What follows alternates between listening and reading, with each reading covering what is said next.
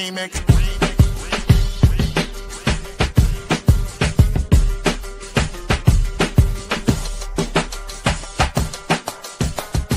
Remix. Remix. Remix.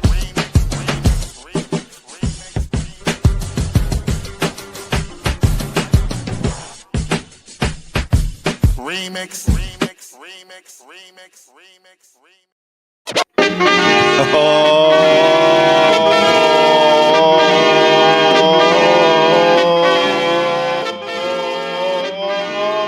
yeah!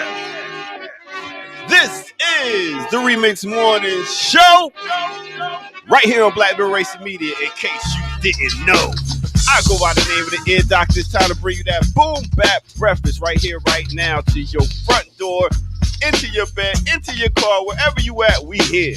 So let me introduce you to the host of the month of the year. Let's start it off with Jackie Lukman.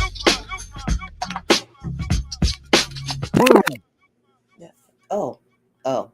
Yeah, I know.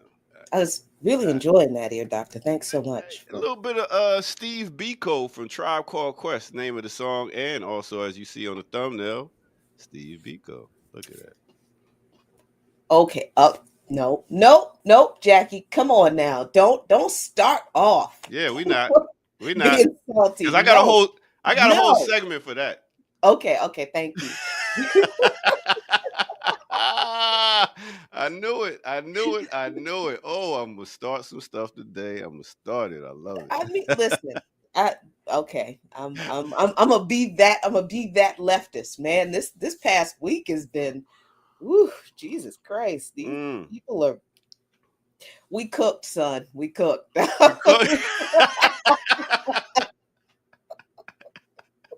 Oh man, what happened now? Al Sharpton getting back up talking about he wasn't a rat. What's going on, man? What? Well, why did you mention him? Because now it made me think about something else.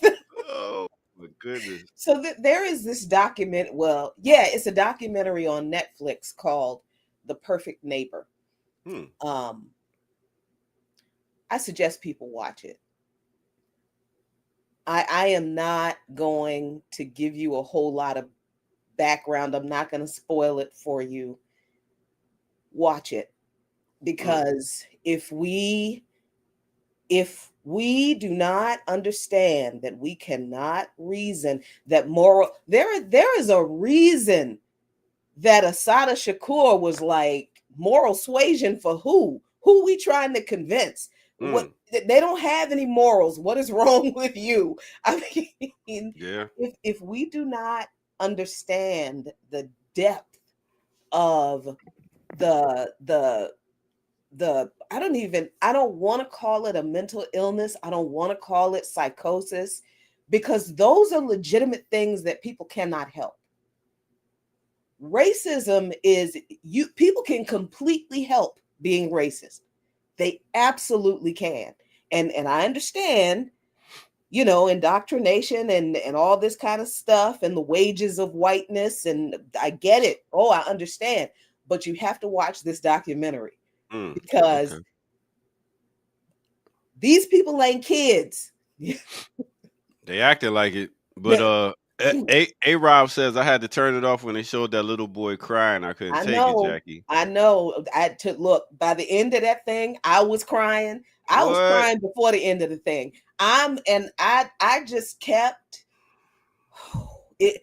Normally, I don't. I tell people to stay away from that kind of stuff because it is kind of it's trauma porn, but it's also reality. It's also how we do exist, not just in this country, but it's how we exist in this country with them and how we've always existed. And you know what I mean? This documentary shows what our relationship to these people is. Who's these people? And you're gonna have to watch it. See, you can't talk.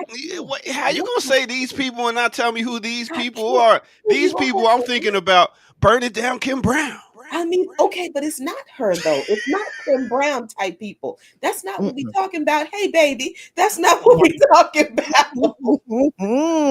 It's the whites. The whites. Oh, those you know, people. I'm You seen it? trying to be a No, I haven't seen it. I haven't seen it, but I already know what Jackie's.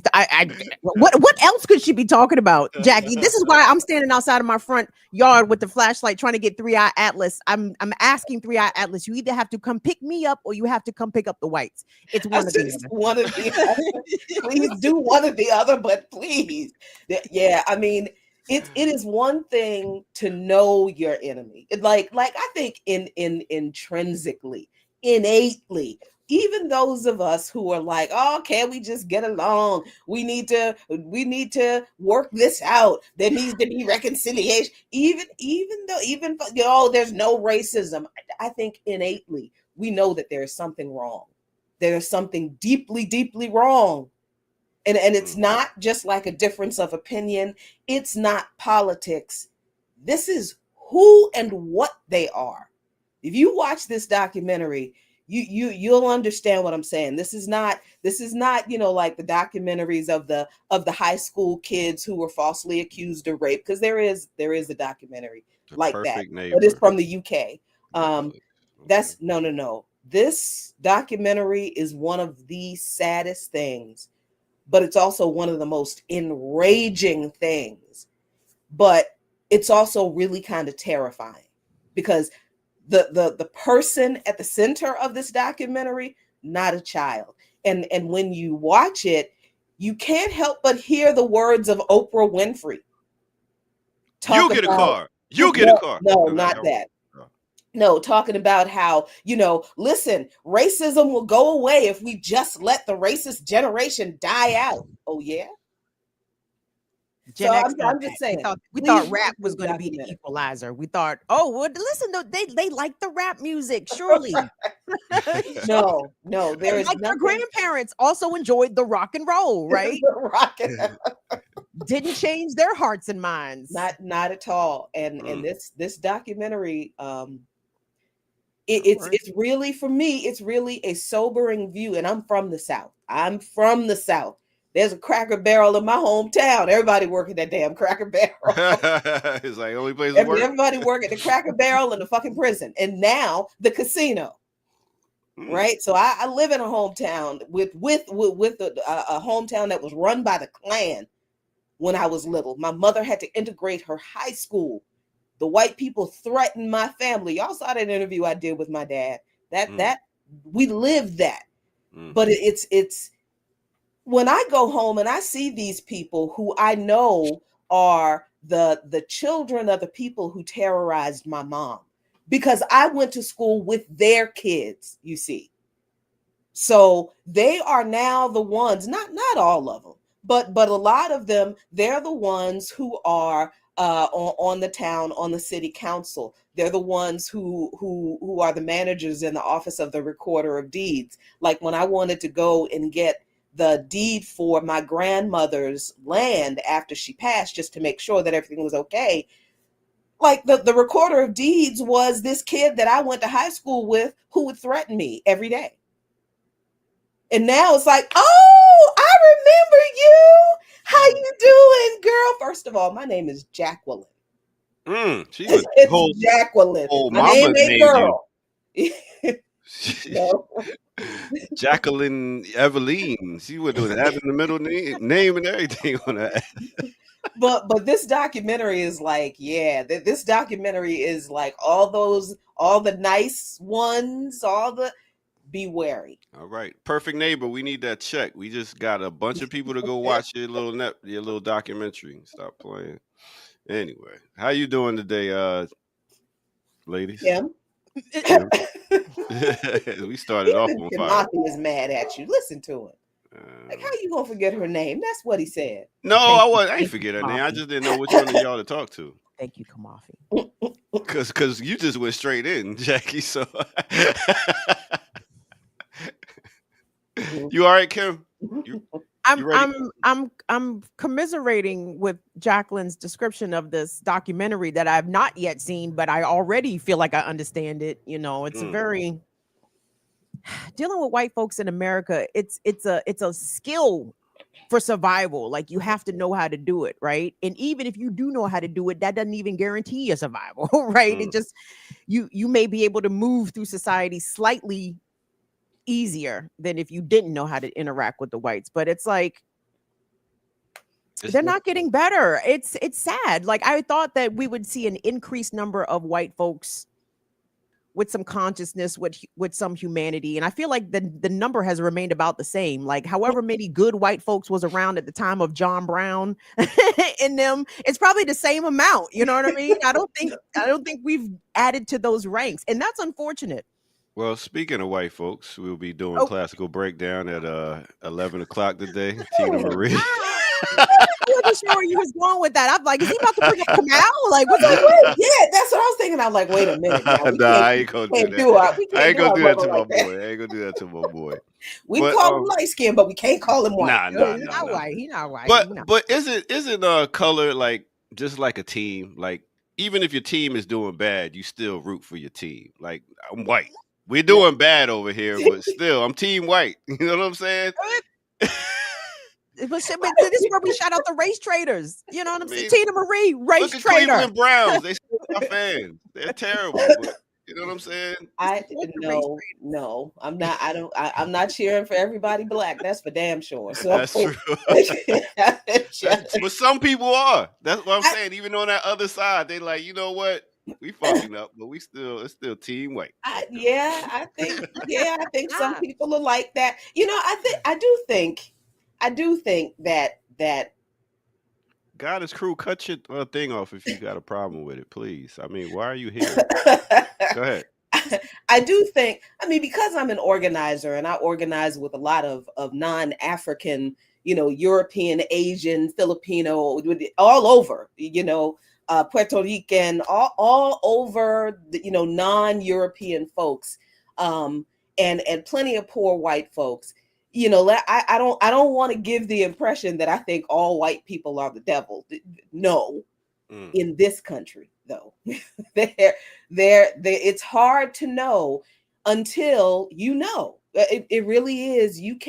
I can't trust that you can't tell me you're an ally. That's not going to work. That doesn't work. I need to see how you move. I need to see. And look, we know some solid white folks. We know some solid non-Africans who are in the struggle, absolutely, and it's wonderful. But we have to be clear about those folks who are not doing any kind of organizing, not doing any kind of anything. We have to be clear where this antagonism comes from. It's not something that Trump put in these people. He didn't show up and activate something that they didn't know was in them. This is America. That documentary is America. And what we see in that documentary are plenty of white people, and particularly poor white, working class and poor white people, who are just as opposed to the racist bullshit as the victim, as the targets were. Because see, they're all living in, I told you I wasn't going to try, they're all living in the same neighborhood. So we know that there are plenty of white folks who are not down with the bullshit, who absolutely will stand up and fight. But we see in the same documentary how the system basically, even when the system realizes, okay, this person is abusing the system and abusing other people, the system still treats these folks with way too much consideration, grace, and second and third and 18th chances that we never get, and even poor white people know they won't get when they stand with us, right? So I think there's so much to see about American society in this documentary, unfortunately, including how the systemic issues of inequality, injustice, and white supremacy affect our children. This documentary looks like a straightforward story, but it's an onion of like revealing really what this society really is. I'm not sure if a documentary has been done like this, but I would like to see one if it exists, and if it hasn't, been done. I would like to see it come to fruition. But all the photos of the white folks pictured at lynchings, right, with their picnic baskets, holding their small children's hands, you know what I mean? Hundreds, thousands of white folks. I would love to do a deep dive. Like, who is this white family? Who are these white people that attended the lynching of this Black person? What has their lineage done since? What kind of values and perspectives do they continue? I mean, we can all make those assumptions, but I'd just like to see it. You know what I'm saying? I'd like to see it documented. We would have to talk to somebody from way back in the day, like Kamal K. Franklin. Oh wow, that's almost.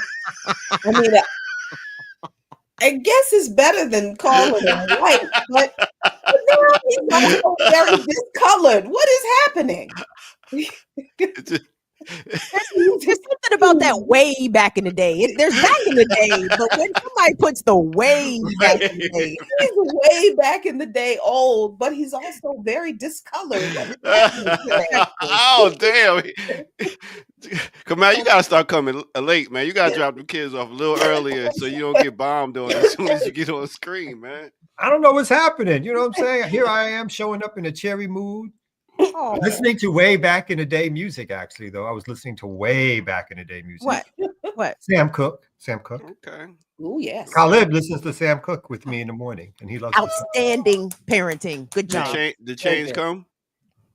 A change is going to come? Is that what you're trying to say? Yes, come? That song, yes. Oh, boy. Is that his jam? He likes that one in particular? He likes The Change Is Going to Come. He likes Tennessee Waltz. He likes, everybody likes the cha-cha-cha. He likes Cupid. Everybody likes the cha-cha-cha. Yes. Little children like the cha-cha-cha. They like the they like the cha-cha-cha. Right on, come out. They like the cha-cha-cha. I love that. Good. And you look at and you see the soul inspiring the small child who has no concept of Sam Cooke. As soon as a kid hears Sam Cooke, he gets soulful and is just going off to school. I like to cha-cha-cha. I know. He's probably the only one in his class. Yeah. Who's cha-cha-cha right now. And all the other kids is like, take me through there. He's like, nope. I like cha-cha-cha. I don't understand. Like, this is bougie black kid. No, when you get taste, that's a child with taste. You know what I'm saying? That's a lot of y'all kids ain't got no goddamn taste. That's their problem. Yeah. I agree.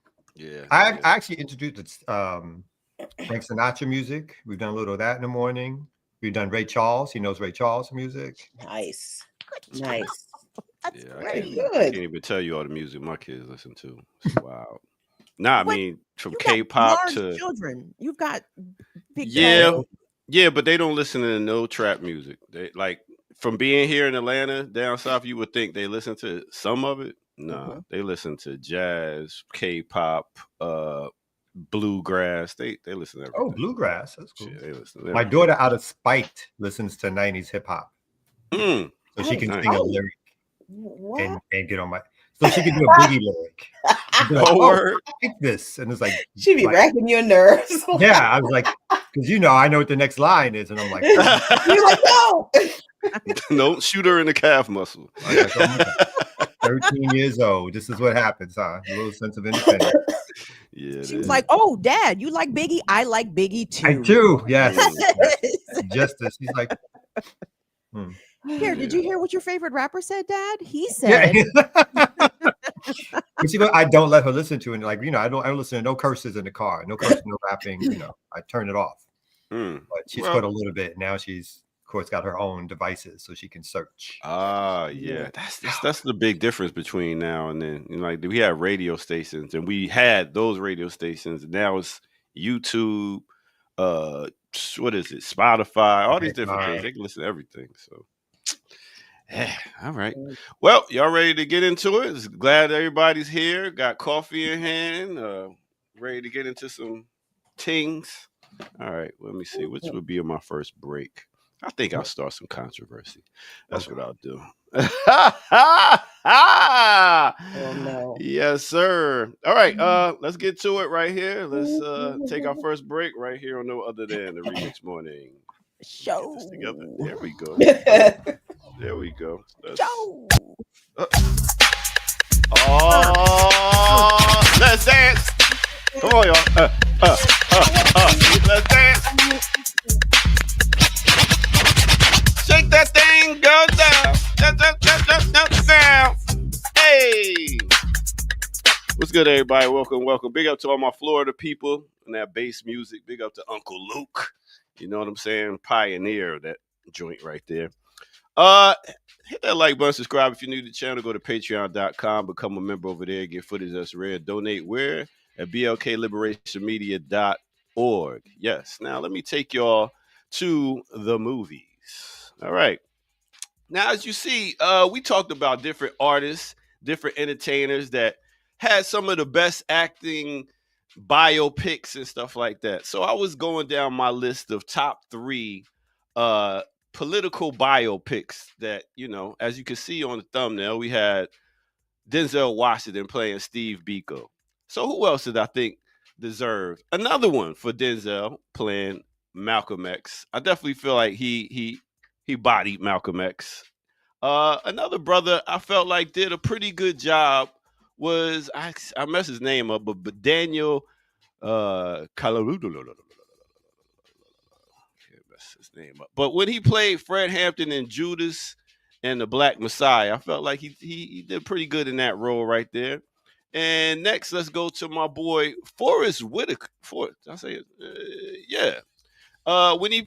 Whitaker when he played Idi Amin in The Last King of Scotland. I think he did a great job in that movie right there.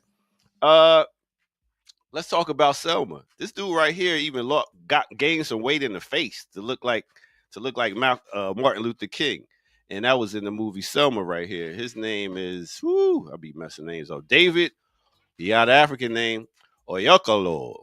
That's that one up. But yeah, he did his thing. Also, just for talk, I think your girl right here, Angela Bassett, did body Tina Turner. Jamie Foxx bodied Ray. And I'm going to give it up for Diana Ross doing Billie Holiday and Lady Sings the Blues. So that is my list of people that body biopics. All right, with that said, let's get back to it right here on the Remix Morning Show. Let's see what my crew got to say if they wasn't in the bathroom taking a break. All right, let's get to it.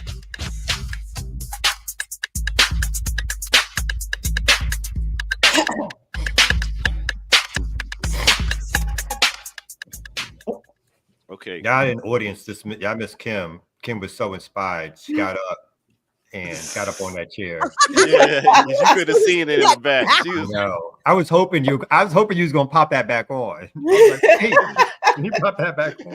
She got on the chair and started dancing. I was like, what? Like, they're twerking, girl. I don't even know how to twerk, but it's something about that Miami bass. It's like if you're not bent all the way over at a 45-degree angle. You're not doing it right. Yeah. Anyway. So my list, Kamal, what's your thoughts? They sucked. It sucked.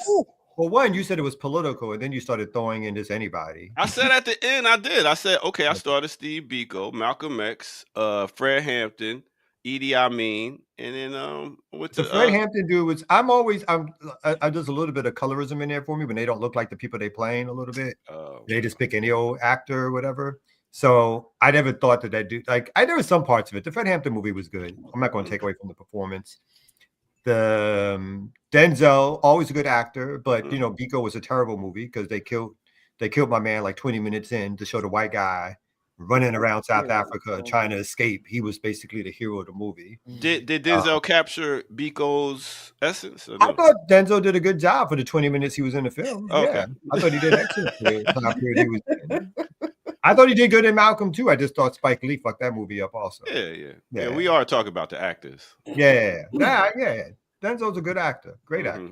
Yeah. And Idi Amin, you don't think your boy? I never saw it. Don't see it. Don't see it. Go see that, bro. No, don't see the last Denzel movie with Spike. Don't watch that. No, the King of Scotland, the last King of Scotland. With Forrest Whitaker. Forrest Whitaker bodied that. Oh yeah, but the content, the performance, yes. That's what we talking about. The content of that crap, So of all the African leaders throughout the annals of history, the one that mainstream Hollywood decides to put on screen, and probably the only, name me another one that they put on screen, right, who was the leader of a country, is Idi Amin. Right. How many fucking movies do we get about the King of England, the Queen of England, the monarchs, and all the rest of that shit? But the only one that I can think of that's a mainstream movie, that might be it. Shaka Zulu. Yeah. Back in the day. Was that an American production though? Was that, or was they showed it? They showed it on American TV. Remember, everybody was talking about Shaka Zulu. That's true. Oh, someone said Morgan played Mandela. Okay. Oh yeah, and who played Winnie? Was it Jennifer Hudson? No. Was it Angela Davis again? What? Not Angela. What? It wasn't Jennifer Hudson. I think. No. What's the same one that played? What's her name? The same one that played Bassett. Yeah, she plays all the famous black women. What? Yeah, she's gonna get a Black Liberation Media Award. Fuck all them. Well, and because there's only one black actress per. So. Wait, didn't Jennifer Hudson play Winnie Mandela? And she absolutely should not have, but she did. I thought she did. Yeah, it's something. Oh my goodness. But yeah. Look Think about how much stuff happens of bad casting. I don't know anyone that saw the Nina Simone movie simply because of the bad casting. You see, I ain't bring that one up. Yeah. But I gotta watch it just to hate watch it. I got to figure out where it at, so I can just. Terrible. It's terrible. You start out hate watching it, and then the more you watch it, the more you hate yourself for sitting there putting yourself through that awfulness. Because there is no point at which it gets any better. It's just, and I actually have not watched the whole thing all the way through because twice I'm just like, okay, this would no. Yo, mad people play Martin Luther King too. I think, and they should stop. I remember Paul Whitfield back in the day. Oh, I remember that. Yes. Yeah. After that, the first one, it was like a miniseries on TV. Yeah. Winfield, Paul. Winfield, yeah. I actually forgot about the movie that Jennifer Hudson was in, that because I saw her cast as the role, and I was like, oh, that's right. Idris played Nelson. Really? I've never heard of that. No. But yeah, Jennifer played. The movie was called Winnie Mandela, 2011. Yeah. Do you guys think that certain figures that they make movies about their lives, they intentionally do them bad to kind of as a fuck you to the person? Because the whites didn't have no love for Winnie. They didn't have no love for Nina Simone either. Like, oh yeah, we'll make a movie about them and make it terrible on purpose. I think through the liberal eyes, they think they're telling a complicated tale of deceit and anger and violence and history. So I think through the liberal eyes, they do think they're telling a complete tale. And then usually what they're telling is something that bastardsizes their history, or they throw in some white characters to like lighten it up for the white audience they're going after. So I think there's a lot of ways in which they probably think they're doing a good job, but because of their lens, they never will be able to do so. I don't think they purposely try to do a bad job, but there's three people I want to see. I want to see Fela Kuti's biopic. I want to see that done. I want to see what's the guy that ran over all the Alps and stuff? What was his name with the elephants? Ran over all the who? The mountain range. Ran over that. He had elephants, and he ran over. What's that white boy who was a big? He had elephants. Yeah, damn. Back in the day, what was his name? Come on, y'all, help me out. He had Mounds Day back in the day. Hannibal? You mean Hannibal? Hannibal. Yes. I want to see Hannibal. I want to see how he ran up with the elephants over the mountains. Why do we still want the people who have never gotten a documentary about a revolutionary figure, historical figure that's not white, but certainly revolutionary? Why we keep wanting these people to do movies about the one who rode the elephant? Over the Alps. Over the Alps. Somebody in the chat got it though.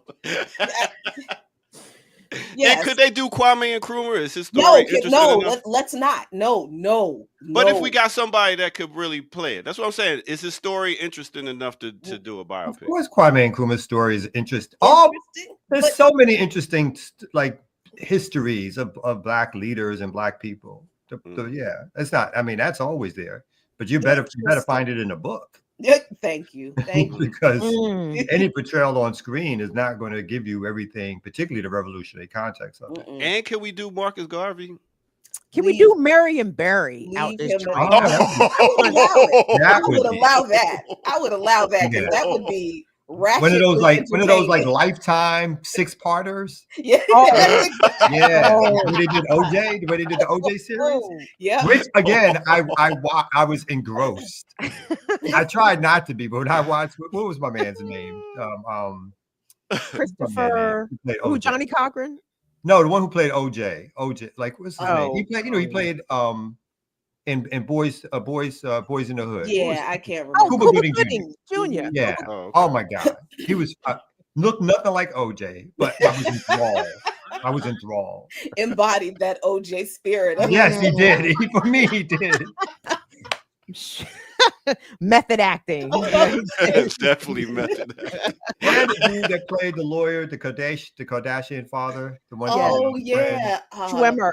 Yes, Schwimmer. Yes. Oh yeah, and even John Travolta. I was a great miniseries. It was. Yeah. Casting. See what good casting will do. Good casting take you pretty far. Casting. They ended up with a really entertaining miniseries, casting a bunch of fallen from A list down to C list. Yes. Yes. And they knocked it out of the park. And yes, God is cruel. Like he did. He cooned. God is cruel said. Kamal said he cooned so well, and he did. He played it.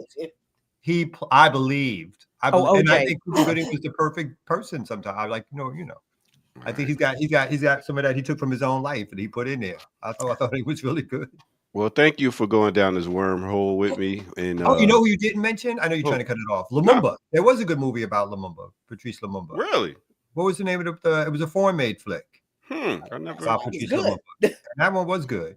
Find that one and let us know about it because I don't know about that one at all. See, some of these movies there we don't even know nothing about. They might have did it. It might be good.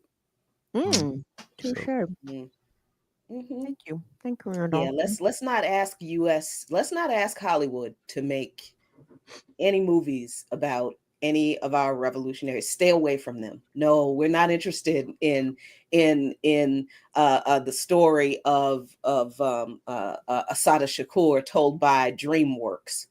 And you know it's going to happen at some point.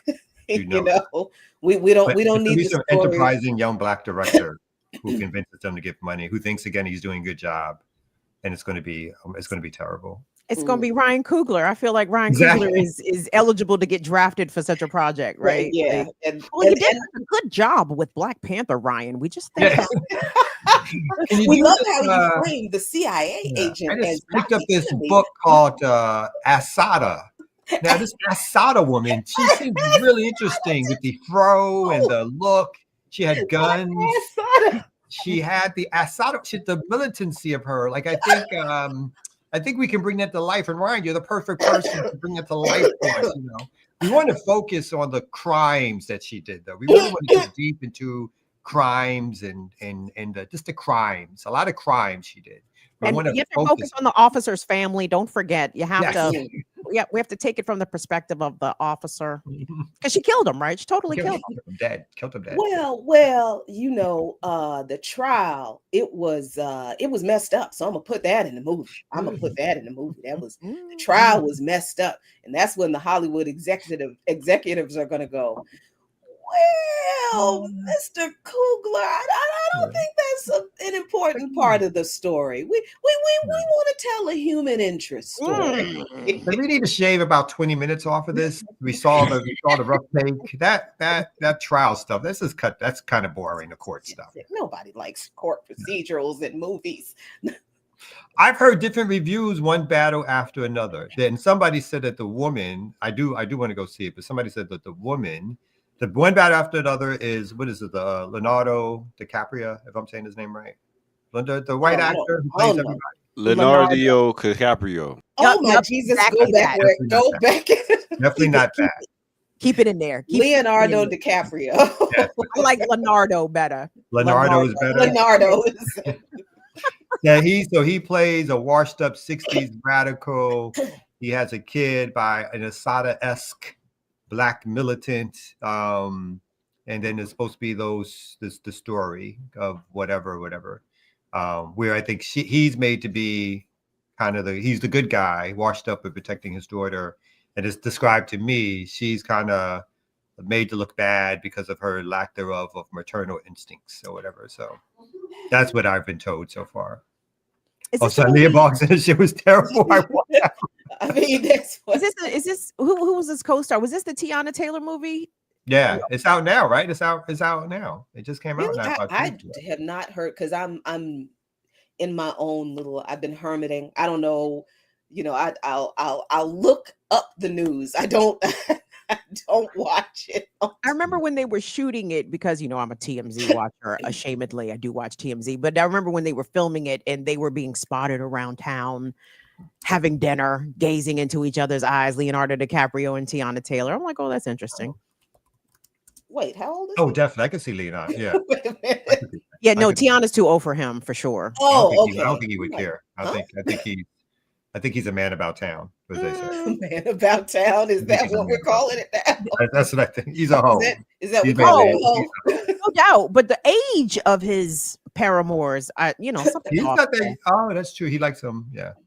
Too young. No, he's not the one who likes them really young. Who's the other one? That's him. It is him? Oh, yeah. Oh. Mm-hmm. He's one of several. So you got Sean Penn, you got Tiana Taylor, you got Regina Hall. That's my girl right there. And DC, shout out to Regina Hall. Wow. Is Tiana Taylor supposed to be famous for something else? Am I supposed to know who she is? Yes, she's a really gifted artist. Like producer, the girl, like she can sing, she can act. She's extremely creative. Like, and unfortunately, she had the misfortune of being married to some NBA player who she had to kick to the curb. But that's in the past. So shout out to Tiana, keeping it pushing. Okay. It's really dope though. Like she's super talented. Like she's like Eartha Kitt levels of talent in my opinion. Okay. She's super talented. And she'll be playing Dionne Warwick in her bio. Oh, really? That's great casting. Okay. Should there be a Dionne Warwick bio? I can see that. I'm not sure why we need one, but okay. All right. I don't know enough about her life or whatever. I do wonder though. Come back up here, doctor. I do have more entertainment. Go ahead. Yeah, come back because I do wonder though. When Kim, when you were talking about Tiana Taylor and how talented she is, I do wonder how these talented artists, actors, whatever, how they get roped into, how do they get hooked up with these shitty scripts? Because I've heard several people describe this movie, and every time somebody describes this movie, I'm like, and Black people willingly? Like, y'all really? Jesus Christ, what the fuck? You read it and you thought, yeah, I'm gonna do. The way I hate it for our people in Hollywood, because the reason she probably took the gig is because it was co-starring Leonardo DiCaprio, right? So the opportunity to be next to an A-lister as the lead, right? As the featured female, love interest, I'm sure was a big opportunity for her. Career bang. Yeah. And the same reason that what's her name? Taraji took the role in The Curious Case of Benjamin Button, but she had to pay for all her own stuff. She had to pay for her hotel. She had to pay for her food. Like the way that Black people are done in Hollywood is bonkers. But the opportunity, I just need that opportunity. If I get the opportunity, Someone says Tiana said she channeled Asada Shakur for her role. I can see that. Really? Yeah, I mean, I can see that. You saw the movie, Ear Doctor? No, but I could see her channeling Asada. I mean, as in going back and thinking about revolutionary women that was toting guns and doing their thing. Yeah. Who else? I'm going to derail us a little bit more. More. Because you brought up Dionne Warwick and Psychic. no. Oh, that would make it interesting. That is we got to go down the psychic today. Yes. What was Dion's cut of that? I would love to know. I hope she got a lot to do that. Yeah. Okay, so this got nothing to do with She was nothing. the first Cleo. I always thought that, like, what's Whitney's mom's name again? Sissy. I always thought, y'all gonna hate me for this. I always thought Sissy and Dion just did a bad job of mentoring Whitney. I don't know why they popped in my head. I keep thinking that partly her early death is their fault. How they get to live so long and she died so young? That's rude. That's terrible, right? It is terrible. Because they was in the church. They was busy singing. They had time to be mothering. See, first of all, mothering. First of all, you the damn devil for saying that. You the devil. That was a product of Satan entering your consciousness at this moment. This is how the devil gets us. This is how. Let me get my oil. Just blame it on Jersey, man. That's all, man. It's Jersey's fault too. She from Jersey, man. Come on. But I'm not gonna sit here and say I haven't had to say. I was like, where were y'all? Because I know see Bobby popping up and being like, girl, come here. Listen, some of these church mothers. They the worst. Some of these preachers' kids. Worse. Aretha Franklin. Like, come on, Aretha was out there. Okay. There's a reason we don't know how to deal with other human beings, y'all. And I know it's going to come back on me. My daughter's going to do something wild and crazy. And some people are going to look at me like I'm a bad father. So I know it's going to come back on me, but that's what I was like. Aren't you the daughter of the political? All right. Hey, listen. Let me do something. All right. My bad. What's it like as a parent when you get those judging looks from like other adults about your child? Like, you make sure you get angry because you're like, it's like, you better take care of you, mind your business. It's kind of like the mind your business syndrome. Mm-hmm. It's like, don't be stick like nobody asked your opinion about my kids. Nobody asked your opinion. That's the first thing that comes to mind. It's not, you don't hear the advice, you don't want it, particularly when it's unsolicited or somebody says something on the side. I think somebody said something about something about like discipline or whatever. And then I got angry when she told, I was like, what? Who that? You see that kid? And that's why I go to also too. It's like, you see that kid? You see how that kid is? Our kid ain't like that. The kid got our kid grades. So all that thing pops in. Whether right or wrong. So oh Lord. Your kids do need a little discipline. You know what?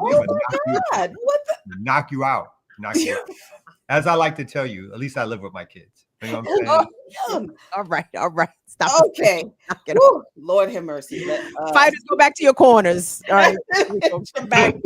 Gloves, Mildred Ring, start this shit all over again. Ear doctor, run the news. Please slap that damn satellite.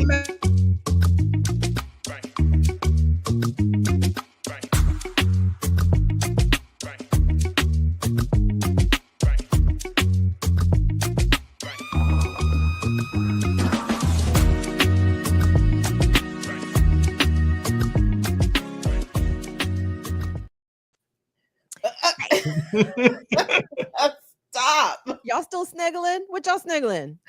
Van Jones. Crying again. Oh, Van Jones. Your homeboy, Kamal. Well, your homeboy by association. If he was my son, and I would be on there every day being like, I did the world wrong. I did the world so wrong. The fact that I knew him and I felt like I got the early versions of like, I think I told the story, like he cried in front of me one time. Like we were having, like I worked for Van Jones. We were having a disagreement. They got flown out to San Francisco, and it was only a year. Like I think I quit after like 9 months. I couldn't even last no longer. And then we had the heart to heart, and he did the whole crying thing, and I'm just sitting there being like, "Nigga, you gonna stop crying? Or you gonna stop?" And we're like, what am I supposed to do with this? I had no sympathy at all, just because I didn't feel, like it's just like, and it was one of those things of like, you don't know how the left treats me, and I try to do this and I try to do that. Like, even then, it was like, time. Yeah. Oh boy. When you can cry on cue, it's very disturbing. there was like I think it was Van or Van protege, because I don't want to make it just Van, a Van protege. The New York Times, they did an article on her. I think it was her, it's a protege, where, you know, he's famous for crying, where they followed her around and she cried at the same part of her speech on 2 different occasions on the same day. And they said, you know, they put it in there kind of thing. So it's like, no one who believes that, who emotes on cue, and then it's supposed to be like heartfelt. It's just unbelievable. Right. Who does that? Who's not an actor? Yes. Who's not performing for you. Right. Right.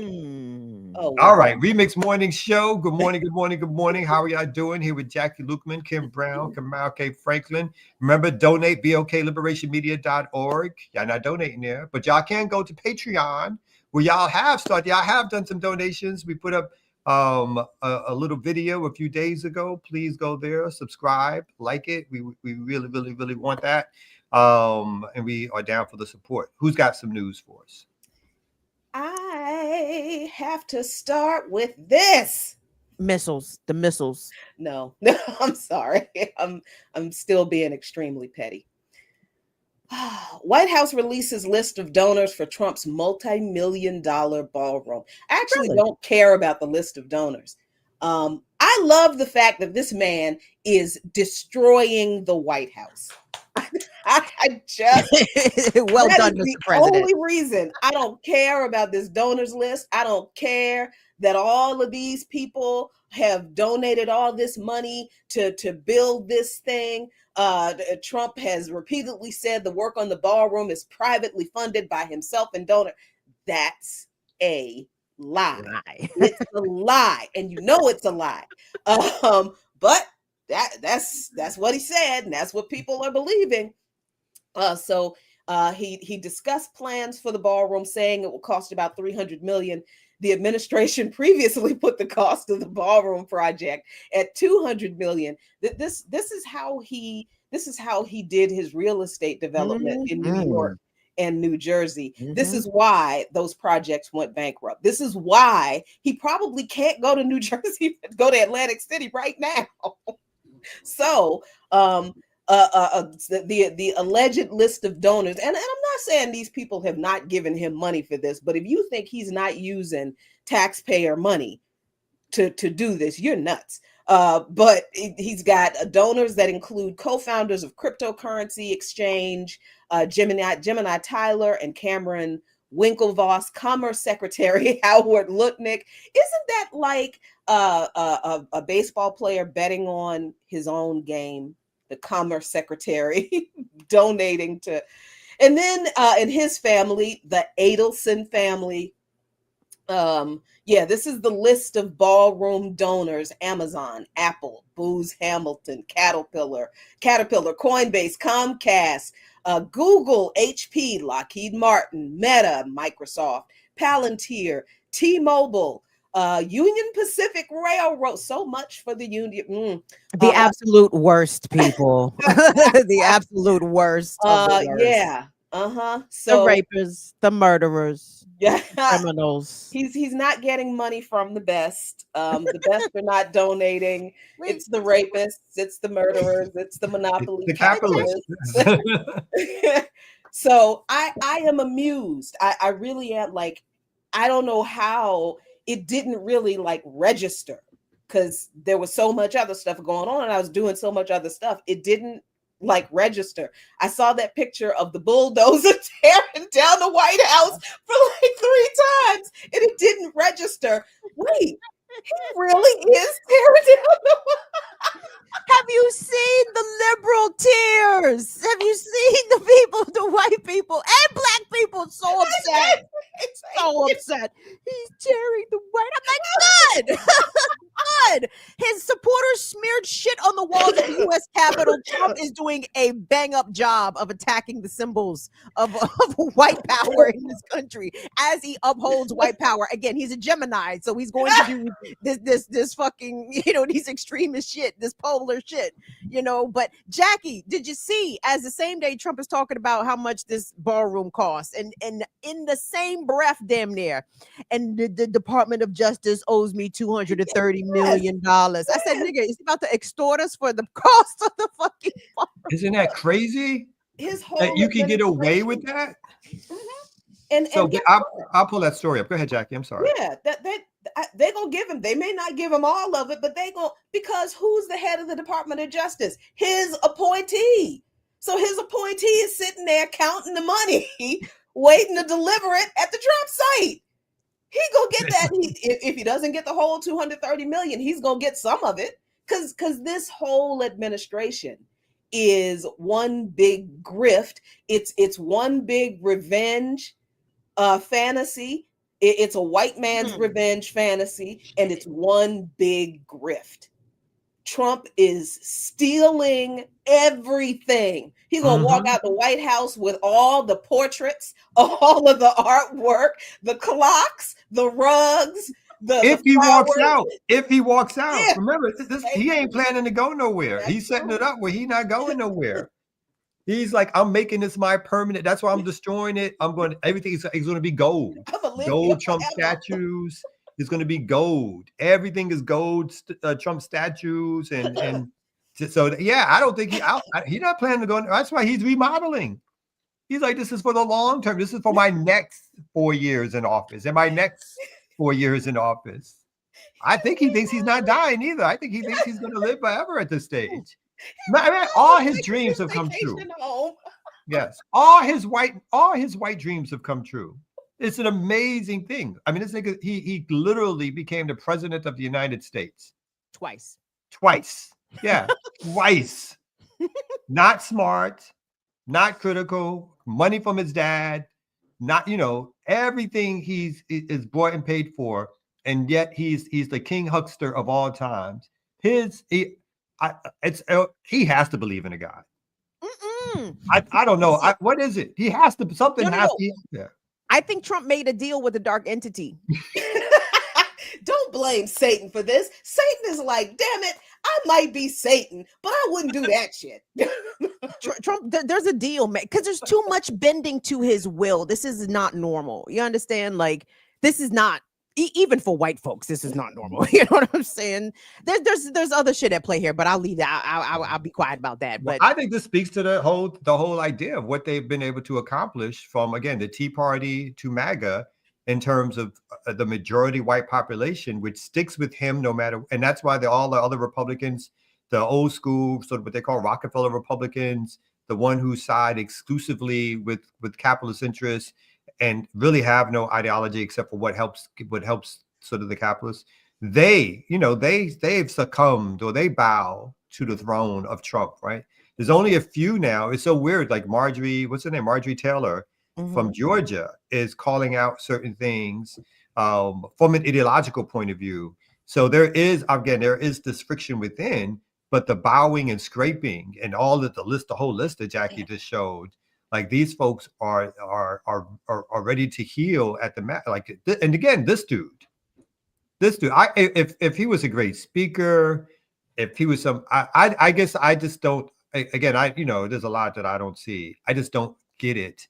I get it and I don't get it, because I think he's also a vehicle for other people's politics, because they know they can move and shake him. And he has the white nationalism in him, as like he's always had.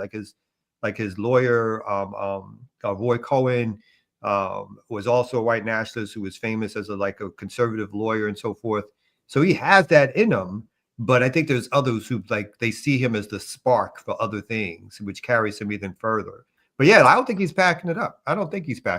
Well, he's a 21st century Reagan. I'd be curious to y'all have some better context, I think, on the Reagan presidency. Like, how are we seeing a lot of similarities, a lot of overlaps? I mean, the cult of personality via the celebrity, vehicle to get them into the White House was one thing, but Reagan reshaped the country, the government in his own image. And it looks like Trump is doing similar things. Would y'all agree, disagree? No, I would agree, because I think similarly, he's coming. Reagan, as well as Trump, followed what would be considered more liberal times, right? And Reagan was a sort of a reset, a short reset, because it really, there was Nixon, and only because of Nixon's overt criminality did he have to leave office, and then Carter won. But still, we're coming out of the sort of civil rights era, and Reagan was sort of a reset to that. again, going like one of Reagan's first stops, I think, was a college which was known to be a segregationist college as sort of a kicking off of his campaign. So there was that reset. And I think Trump, again, is like this reset, but more overtly, again, white nationalists. So I think there is another sort of reset that's happening in that. And again, there was nothing that Reagan, my recollections, where all the whites were all excited anytime we spoke. And it was like, this dude, that dude, that's the one, but the befuddledness that moves you, that kind of thing. Even George Bush Jr., Senior too. It's like they pick idiots, in my humble opinion, but idiots who have their side. And that's the important thing for them. They're like, we don't care about any of that stuff. What they care about is that they feel like these people have their side in their politics. And in fact, I guess in some ways, even though they come from a lot of money or they have a lot of money, they also kind of fulfill white working class people's reactionary dreams of people who are speaking to them. Doesn't matter that these folks didn't have no economic connection to them whatsoever because they're part of the elite, but they feel like they're speaking to them. And let's not forget, yes, Reagan was the devil, but Carter was no angel. Everybody blames Reagan for the beginning of deregulation and austerity. No, Carter started the deregulation that we're dealing with today. And remember, Barack Obama was called the 21st century Reagan. Obama's presidency was compared to Reagan's presidency. Obama's policies were similar to Reagan's policies. And how did that become possible? Because remember, there was Bill Clinton with his, and Bill Clinton was like the first Democrat Reagan, almost. They just didn't call Bill Clinton that. They call him the first Black president. Right. So yeah. So and all of that is true, but for the competition of the white nationalism, the white racism, all of that is still they're all those figures, again, as conservative as they were in their actual policies, still for the white voting public is not enough, right? And I think that's part of what we get. It's only through, again, these Clinton might be like, I guess there was a recession when Clinton got into office too. Mm-hmm. The economy, stupid.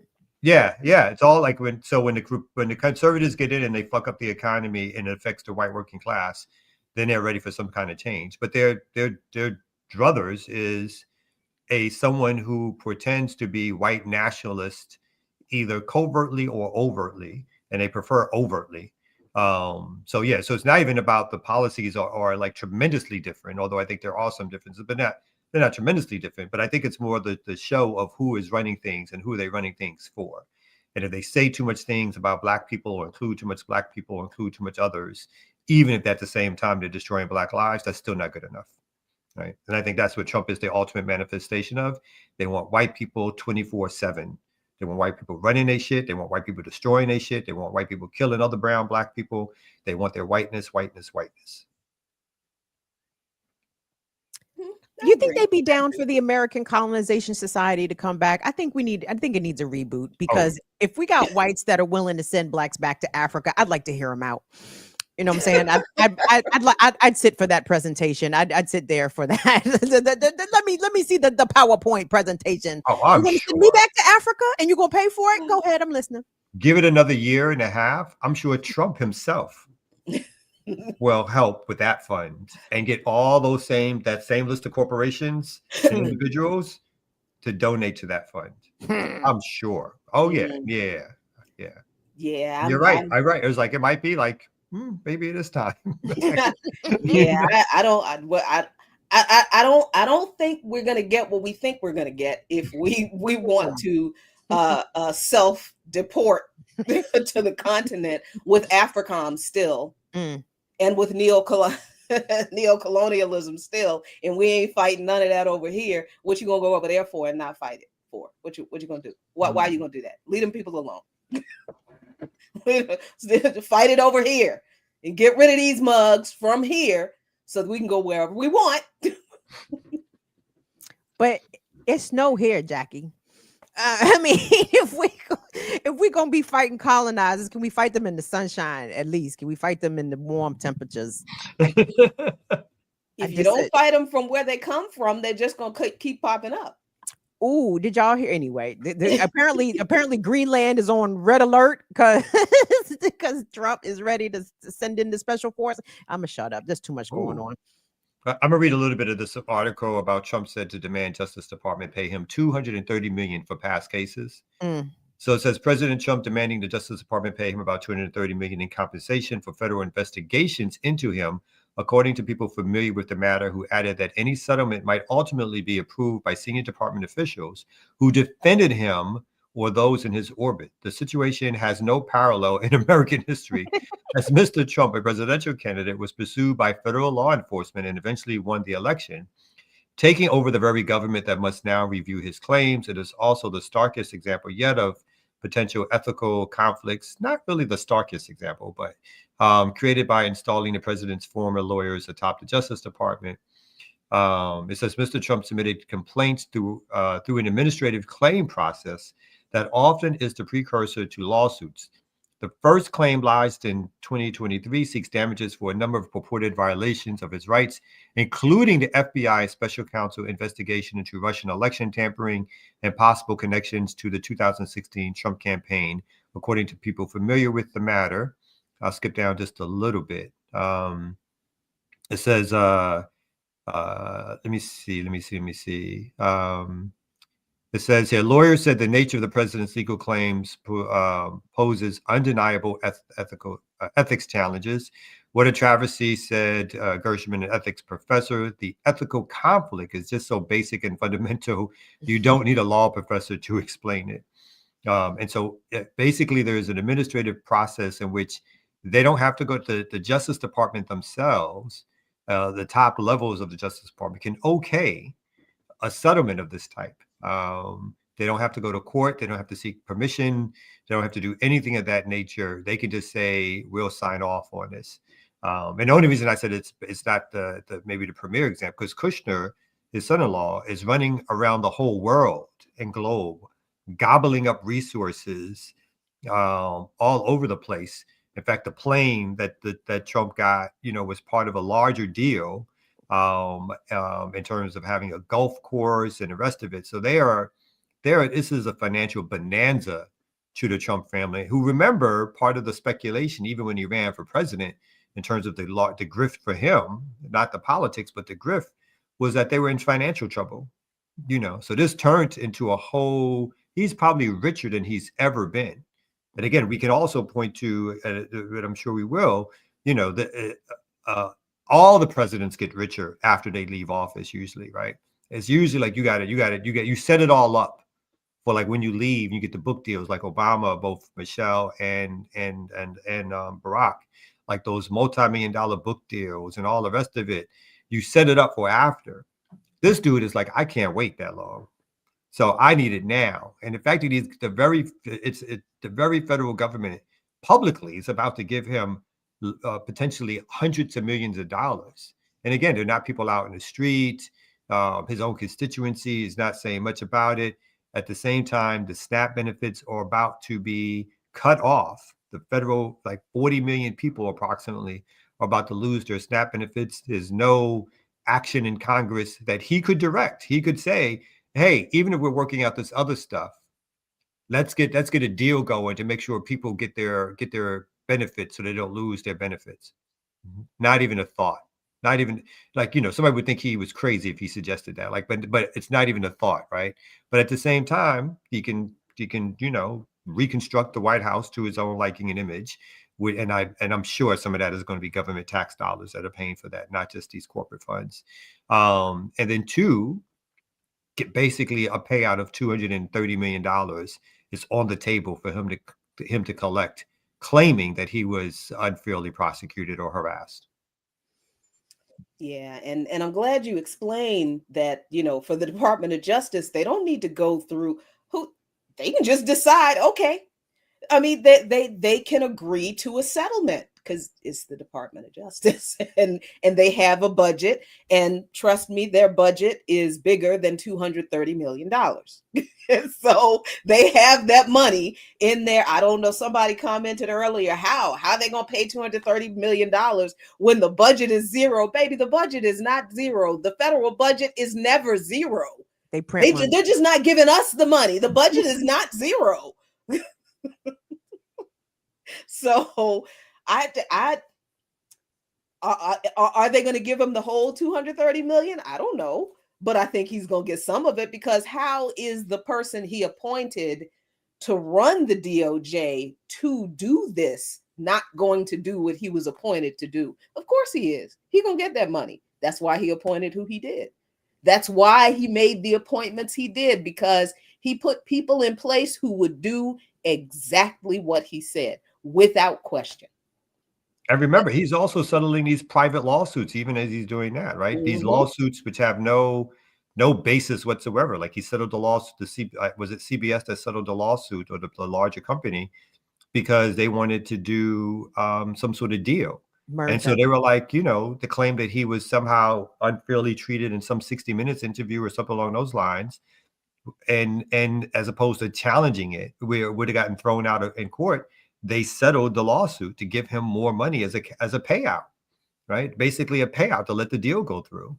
Again, there's there's not going to be any investigation, no prison time, no nothing. He literally is forcing payouts through the colleges that are deciding to settle with him and work for conservative causes, the law firms that are going to work for conservative causes.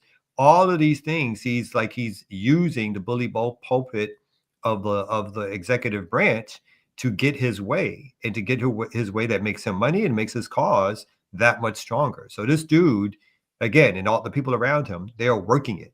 It is not like the last administration. They saw their mistakes, they saw the error of their ways, and they were like, we just got, Congress can stand down, and we're just going to do everything through the executive branch. And that's exactly what they've done, which I think is why, for me, I think the midterms are so important in terms of what they want and don't want, and why they're going to make sure, like, even if there's a bad economy, that they're going to try to make sure that if there is a vote, and some people doubt that because of redistricting, that they will, no matter what, they'll still have control over the House and the Senate. I don't think that the government is going to reopen everybody. I think it's over. I think the function of American federal government, as we have all known it throughout our lifetimes, I think it is done. And it's just not a big announcement that this is over, right? Or at least this portion of it is finished. I don't see the incentives from Congress or from the president to reopen the government. Like, for what? How does Trump benefit with the government being reopened? And with the Republicans under his thumb, Mike Johnson showing Congress, the House has not sat in like 3 weeks. They haven't even sat down. The Senate has had like 10 votes on the budget, all of them going nowhere. The House hasn't even been in session. What did they say? It was in pro forma session, which is like niggas can show up if they want to, right? But no one has demanded that the House come and sit down and vote and debate and get into committee and all that. So they have had 3 weeks off. We're going into November. We're going into the holidays. They take a bunch of time off during the holidays also. What? Open the government for what? ICE has got their funding. The Trump bill has passed and been codified into law, right? I think it's a wrap in terms of how we expect this government to function. I don't think it's going to function like that anymore. The legislative branch has ceded all of its power. The judiciary, the Supreme Court, understands that they have to keep ruling in favor of Trump, because if they rule against him and he bucks one of their rulings, then what legitimacy does the Supreme Court have at all, right? So they're going to keep siding with Trump because they don't want to be made to look lame or powerless, which they are.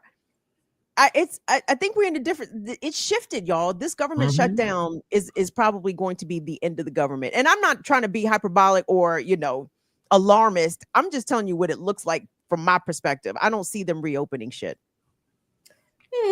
I don't know. But for me, this, I think, reveals, like I keep asking, if this was such a great and strong democracy, how was it this easy for him to do what he's done in the very short amount of time that he's done it? How? If these checks and balances were really checks and balances, if there really was an opposition party that was supposed to be the stopgap between democracy and fascism, right? If this government was what we had been told it was all this time, then why was it so easy for one president to come in and undo all of the however many hundreds of years this shit has been around, is supposed to be the shining beacon of democracy, freedom, and liberty for the entire world? If that was true, how was Donald Trump, of all people, able to circumvent this fantastic example of democracy, freedom, liberty, and good Christian governance? I think the ease with which Trump has gotten to this point, has escalated things to this point, shows that this thing was never what it was. That it was never what they claimed it was. What democracy? If you have a democracy that is built for the people, by the people, and of the people, then one person can't come in and destroy everything, because at some point, if it really is propped up by the people, then the people would defend the thing they built. But who in the government represents the people ever before Trump? Who in the government represented the will of the people that was the stopgap between exploitative capitalists and the will and the needs of the people? There never was that mechanism. The government was never the mechanism that represented the interests of the people. I think that's what I'm trying to say. The Trump is exposing this country's government for what it always was. It is a tool by the ruling class, by the wealthy, by the rich, to control most of the working class population for their profit. He's just doing it on steroids. But this is what the government has always been. It's never been a democracy. So I don't know what like, people really need to figure out what it is they want on the other side of this. I mean, because I think that's where we are. There isn't, I think you're right in that regard. There is no more going back to whatever we think was normal. I don't think there's any going back from this. The question is, what are people going to build on the other side of it? Because I know the right is organized. What are we doing?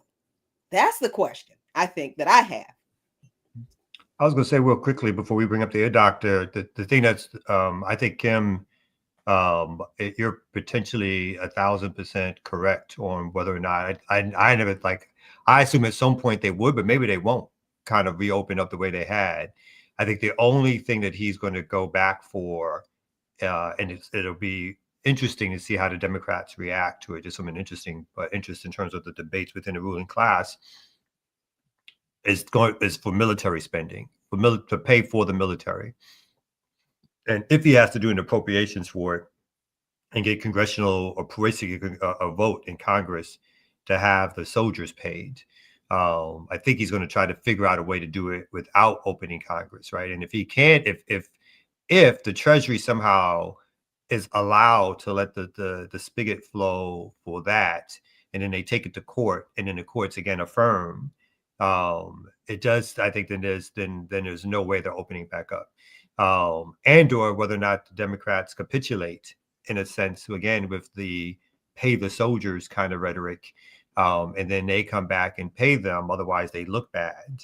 Again, no other reason to open up the government because he has at his disposal people who are now being paid to do the ideological work that they want done anyway, both domestically and internationally. So I think that is the only way I can see it opening back up is because there's the pressure to pay the military and they can't find a way around it.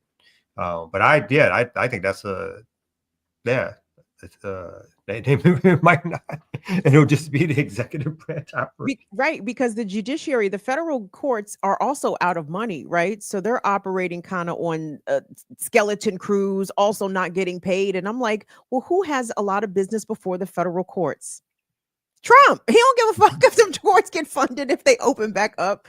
I don't know, y'all. I'm just saying I won't say it looks bleak. It just looks like reality is staring us in the face. And we gotta realize what's happening way more quicker, right? Because that's what I think is going on. So how are we going to respond with people, 42 million people in this country losing access to food is a problem. So we got to fill that vacuum. And what does that look like? Yeah, that I agree. Yeah, you're right. It is absolutely bleak. And the question is, what we gonna do? What y'all gonna do? Well, right now, what we're gonna do is to bring up the ear doctor. Yeah, because I was trying to find out what hyperbolic was. Hyperbolic? That's what you're doing this morning? Hyperbolic? Oh, boy. I was just running from outside trying to check out that second moon. You know it's going to be here till 2083. Hyperbolic. It's kind of like brolic. Yeah, doctor. You know what y'all up top niggas talk about getting brolic, being brolic. Let me get brolic out this bitch. Yeah, I know what you're saying now. Okay, hyperbrolic. It's hyperbrolic. Yes. Oh, no. Got you. Yeah. Okay. You should have been a school teacher, B. Oh my God. That was so good. Who? Kim?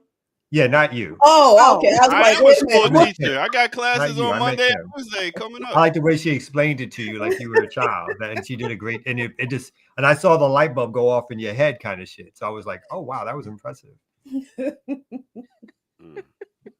Anyway, I was outside looking at the second moon. When you say the second moon, the moon has company. What do you mean by the second moon? It's 2 moons in the sky right now. It's going to be, you'll be able to see it till 2083. Are we on Tatooine? Where are we? Are we on? Where are we? I'm telling you, yo, I know. We caught up in the politics. There's some other stuff going on in the world right now. Like, yes, I mean, like Pluto's gone. A whole planet can't even see no more. It's not even considered a planet. It's gone. What are you talking about? Y'all know that they don't consider Pluto a planet no more. Yeah, but it's still there. I know, but what I'm saying is they're saying it's not there, like it's gone. And now you got a second moon. Y'all ain't hear about the second moon? No. I mean, I get all my space news from y'all. Like the aliens are coming. We got 2 moons. I'm like, God damn, I am so uninformed about what's happening in the galaxy. I need this show just for that part of it. Hey, look up. It's out there, man. I know. Look up. Let's take a quick outside if you look at the sky because of this man. Don't get me started on 3 eyes. Hey, listen. Don't get me started. Come back 11 for a classical breakdown. Me and Kim go break down these aliens in a minute, man. Hey. Oh my gosh. Let's take a quick break and see if we can find a Portuguese say love. All right, right here, right now on the remix morning show.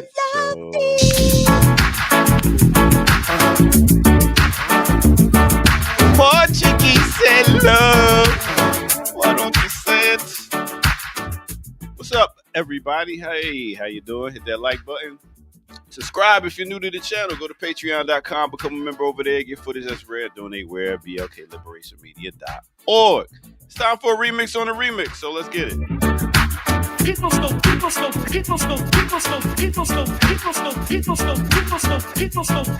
rapping for a joke. I'm passing hope or a phase with the rope. Sometimes I choke and try to believe when I get challenged by a million MCs. I try to tell them we're all in this together. My album was wrong because no one would ever think like I think and do what I do. I stole the show and then I leave without a clue.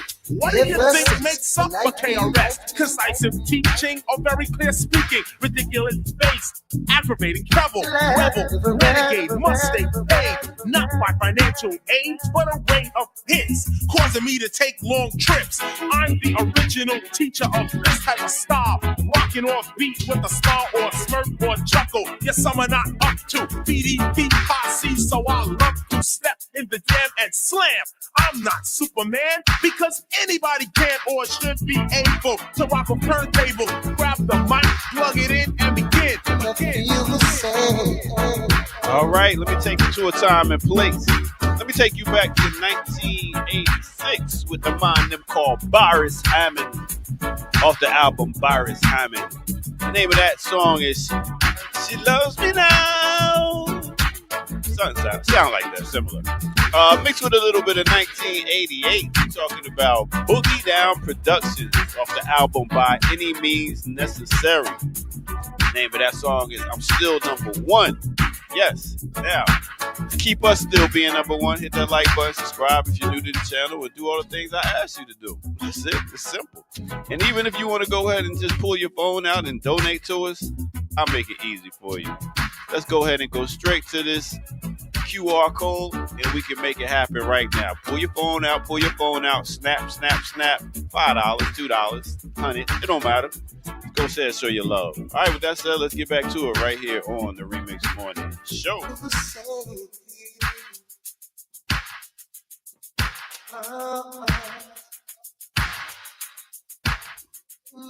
Yeah. So good. So good. You felt that? Yeah. Paris Hammond, so boy. Good. Paris take you into the mood. It puts you in a mood. Yep. Yes. All right. Outside, in my garden. I guess we lost Kim. She'll be back. Temporarily speaking. Yeah.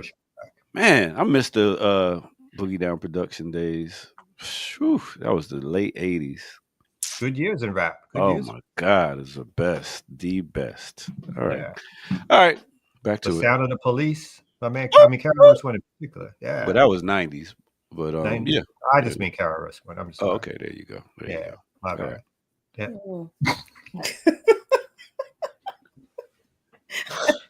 I was trying to have a moment. He just cut off my moment with him. He didn't have a moment with me. The way I felt like KRS had taught me something when he did Overseer, Officer. I was like, dang, I ain't never thought about that shit like that, KRS. And now. Now it's like, what you see you standing next to the Overseer? What? Yeah, exactly. Giving freestyles for the Overseer Mayor. Eric Adams, what did Eric Adams have to say about the ICE raid on Canal Street? Nothing. He's like, more. Yeah. And speaking of the ICE raid, y'all, look, you know how people are like, everything else that's going on is a distraction from them not releasing the Epstein files. You know how people are saying that people are still like, oh, all this other stuff is a distraction. Just release the Epstein files. There is a distraction, but it is not from the Epstein files. Look at how they did all of this stuff. What was the first thing they did? Unleash the National Guard and ICE to do these deportation raids. That was practically the first thing they did. Why? Because that is the thing that is distracting people from everything else they're doing. And it's not really a distraction. It is what they always wanted to do. They just did it strategically when they did it so that they could do all of this other stuff without people paying too much attention to that. Because this is why we're paying, they're doing all this awful shit with the ICE raids at the same time that this man is tearing down the White House, literally tearing down the White House, cutting SNAP benefits, killing people, murdering people in the Caribbean. Right? This is all going on at the same time. So all of this stuff is not a distraction from the Epstein files. I think the way they strategically rolled these plans out was to have the most violent stuff being done for their base, because they love this shit. They love it. They love the fact that these people are rounding up all the blacks and browns. They love it. And so they don't care that Trump is tearing down the White House, that he is, that they're not going to get, that half of them are going to be kicked off of Medicaid, that they're not going to get their SNAP benefits. They don't care, because they are cheering all the blacks and browns being done dirty. The ICE raids, I think, were the strategic distraction that they carried out so that they could carry out all of the other stuff with little to no resistance because nobody's paying that much attention to it. Yeah, it's the red meat. It's the red meat for their base. That's exactly what it is. Like they love it. And you're right. Like and they'll blame themselves.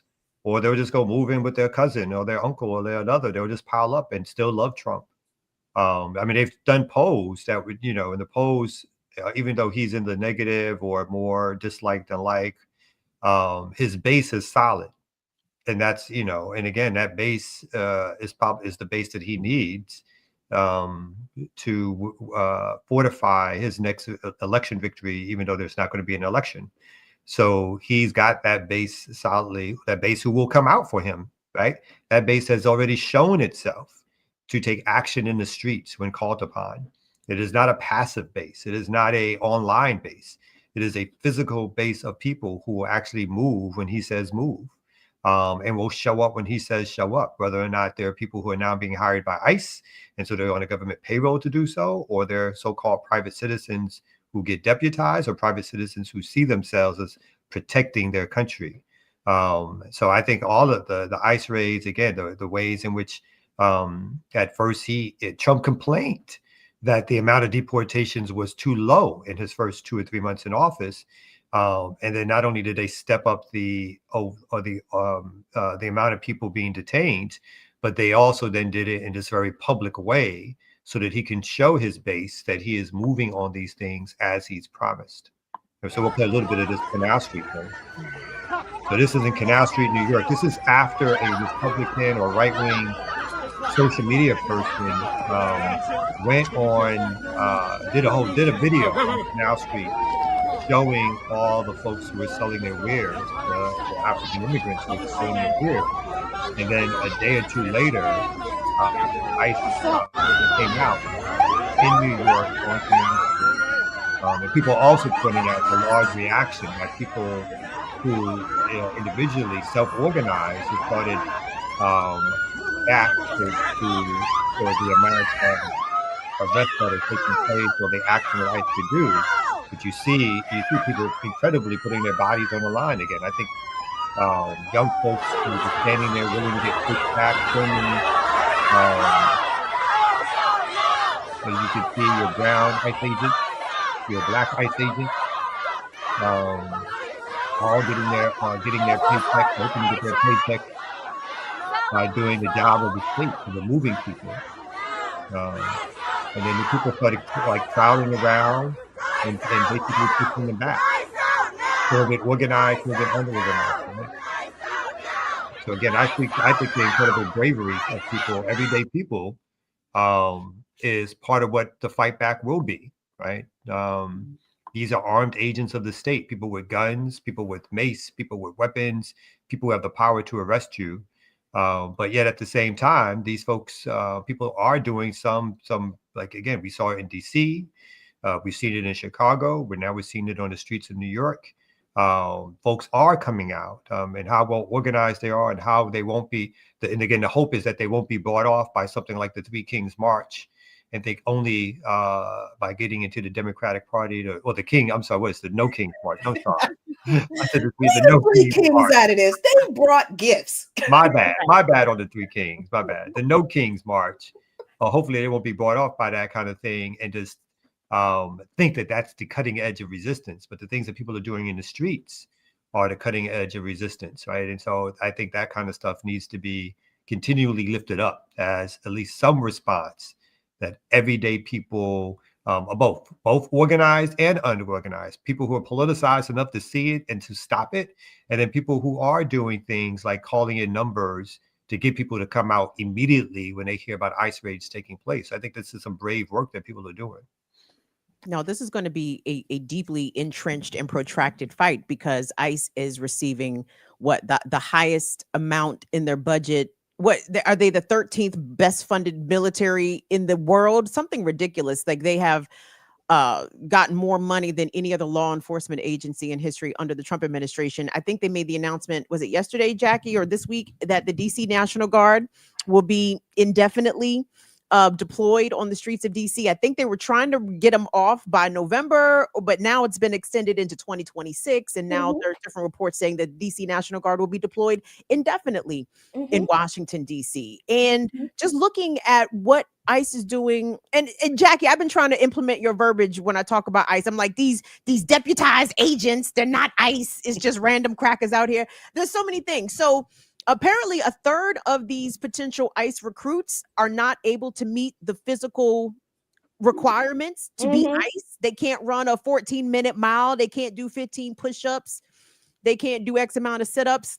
And I'm like, well, what are the standards that are the ones that actually made it? They ran a 13.59-minute mile. It's like, look at these and I'm not trying to be head Seth and fat shame the people, but my point is, like, y'all don't look like, trained folks, and they're deploying tear gas in proximity to elementary schools. Like it is a grand, but it's going to be a long time coming, y'all. Oh, wait, the missiles. What is the story I saw about the missiles that ICE has been purchasing?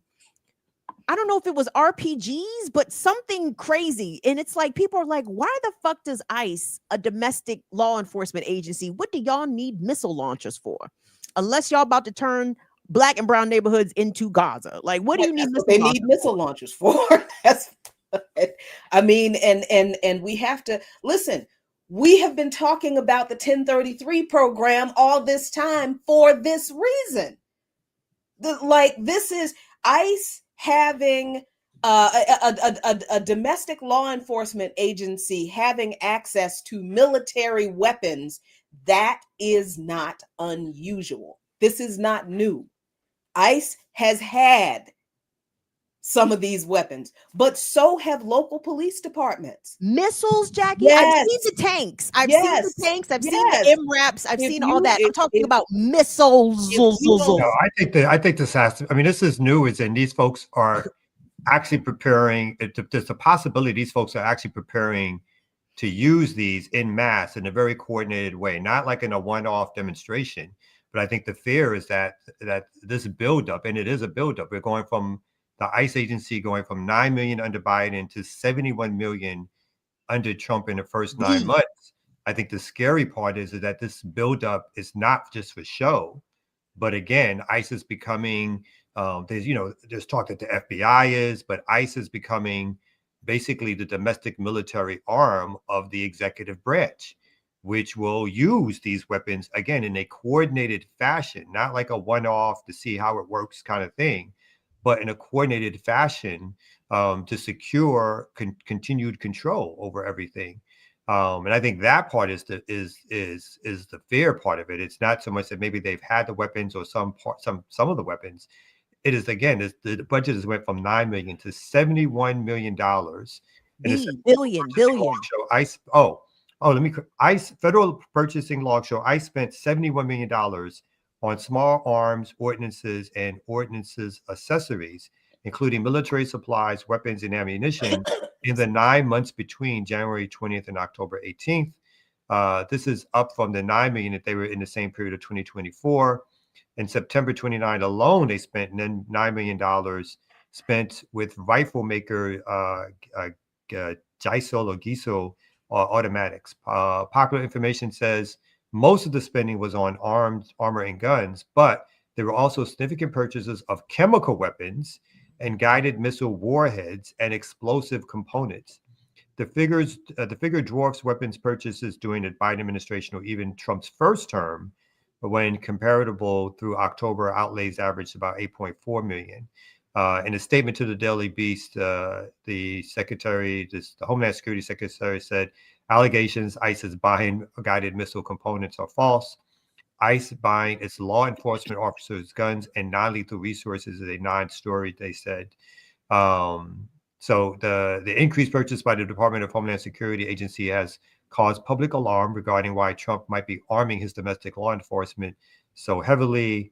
And then I'll just wrap up that they're talking about videos in the streets, so forth and so on. So again, I think that's what part of what should be the outrage is that what we're talking about is an agency that has been unleashed on the streets all over the country at this stage. and having sort of the coordinated ability to attack, again, not only through ICE, the National Guard, what local police will do. I do think it's a step up in terms of domestic tactics that will be used against the general population. Okay, let me try to make what I am saying as clear as possible so I can stop being misunderstood. I am not saying this is not dangerous. I am not saying they are not going to use these weapons in a coordinated fashion. I am saying we should have been fighting the 1033 program before this happened. This is why we talked about it the way we did. This is why the 1033 program and all of these crime fighting efforts through the Department of Justice, Operation Relentless Pursuit, and all of these other kind of efforts, that the 1033 program was used to funnel military weapons to local, state, campus police and other law and other federal agencies and all of their police forces. This has been going on for a long time. And this is not saying that this escalation is not dangerous, but the escalation is from something. So if we're going to talk about the escalation, we have to talk about what the escalation was from, because if we don't, we're going to continue to end up in the exact same place.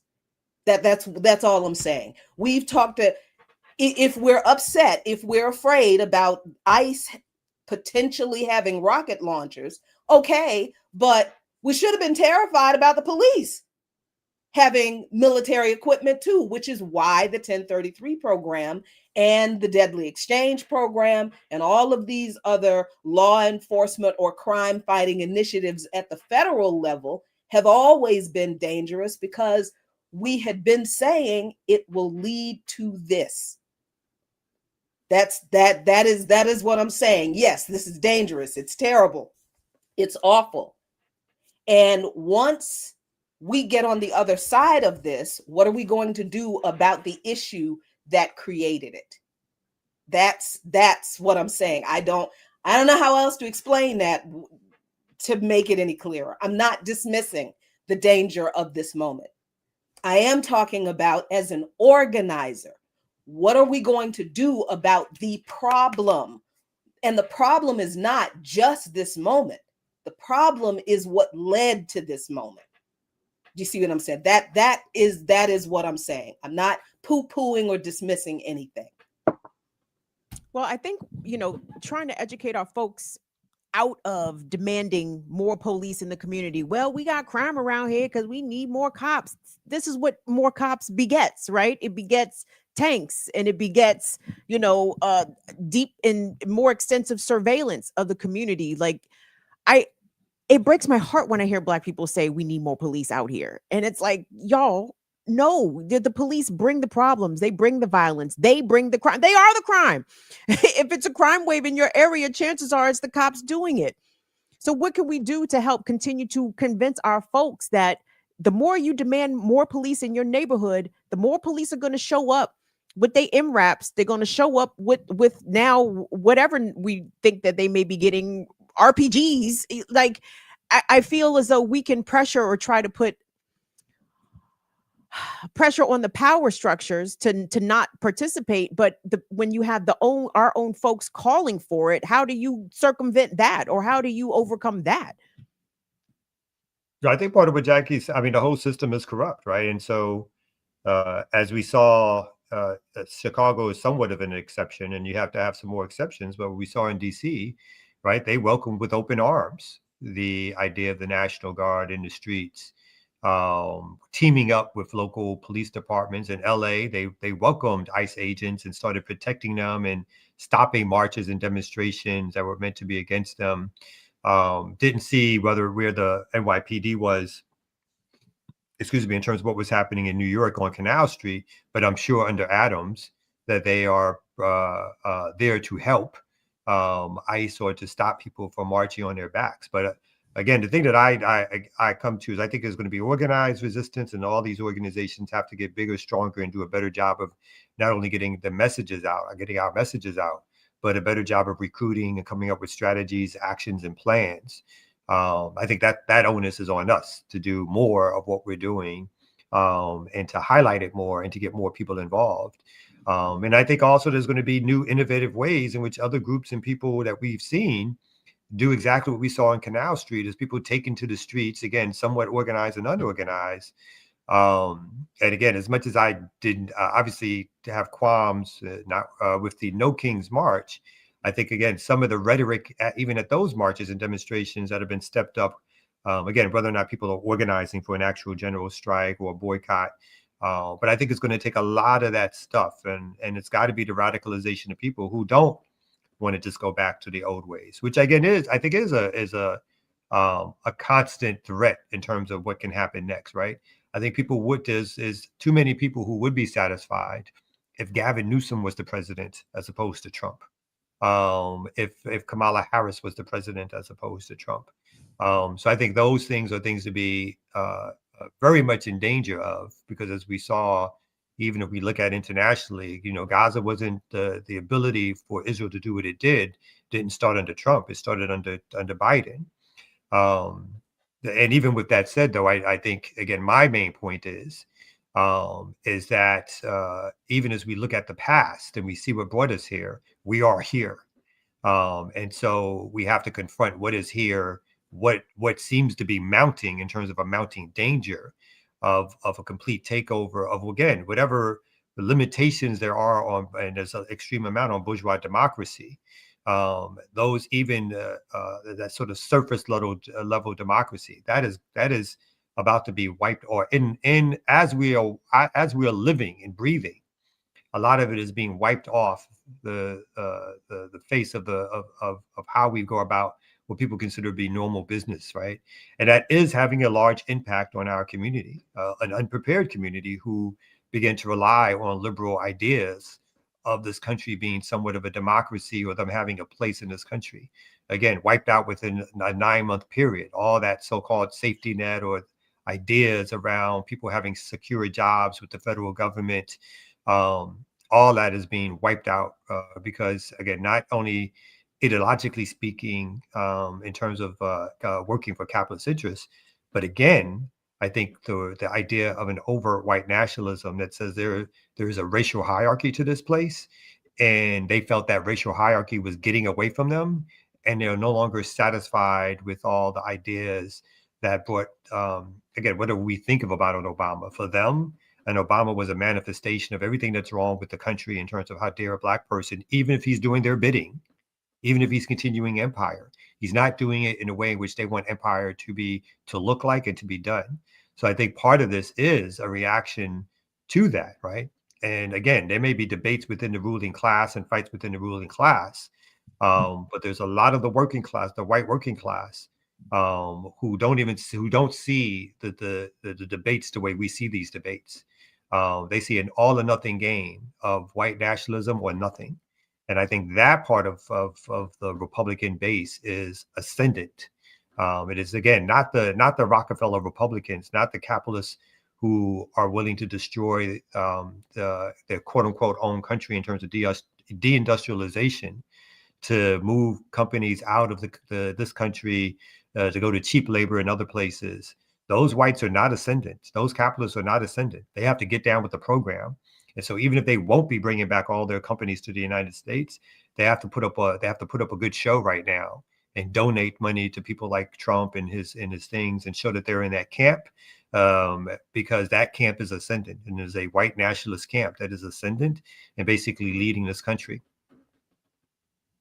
It's funny to me that all of these policies, or a lot of Trump's domestic policies, are going to hurt and are already hurting his own base, and they don't care because racism is so much fun. It's like, who cares if they're cutting SNAP food benefits in Kentucky? I think it's 600,000. I can't remember if it's people or households that are on federal food assistance. 13% of the state relies on SNAP programs, and the state, just like the rest of the other states, have made those folks aware that they're not going to get their benefits in November. I would imagine a majority of those folks are white, right? And they're probably Trump supporters. Kentucky voted overwhelmingly for Trump in a lot of places. So as the farmers are suffering in Tennessee, the overwhelmingly white soy farmers, the white cattle ranchers. I saw a post from a place called Meriwether Farms, and I think it's a cattle ranch place, and they pointed out the deal that Trump is making with Argentina to buy Argentinian beef, to import Argentinian beef to the United States to help stabilize beef prices, so-called. And this farm, Meriwether Farms, posted something like, "Mr. President, we support you, we love you, but you are hurting us." And it's like, at what point do you withhold your support?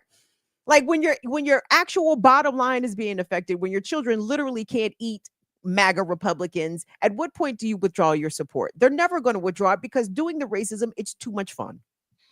I think they'll only withdraw if they see, again, a big recession in this country that does truly impact them in a large way. And I think that that's what got Obama in. Again, that's what got the other liberals in.